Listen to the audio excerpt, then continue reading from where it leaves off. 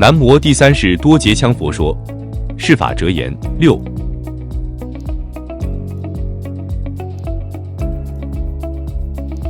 高楼之见，守在筑基，依次而上，空中楼阁，于是浮成。事业之就，亦复如是。足踏其实，不无虚发。真知之具，犹然实践。具实者，于高难而不畏其困，故攀之于高而在于实。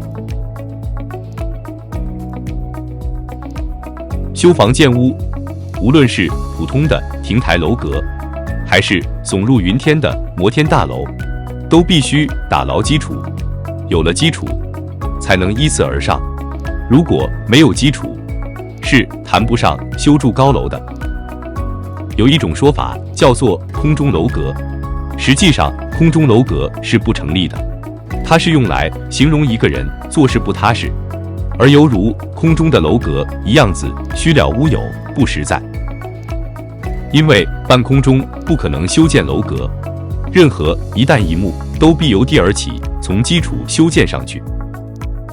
同样，我们在世间上所做的一切事业，就正如修建高楼一样，首先要打好基础，掌握真才实学，具备真实本领，蓄积能量，最后才能进入实践，并且在具备可以运用于实践的知识和力量以后，还要有克服一切困难的勇气，千万不要被中途一点障碍和挫折所吓倒。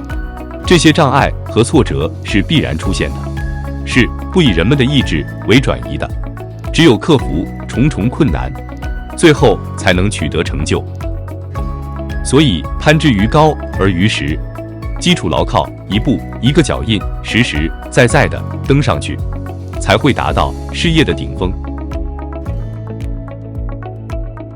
感谢您的收看，欢迎订阅、按赞、留言及分享我们的频道。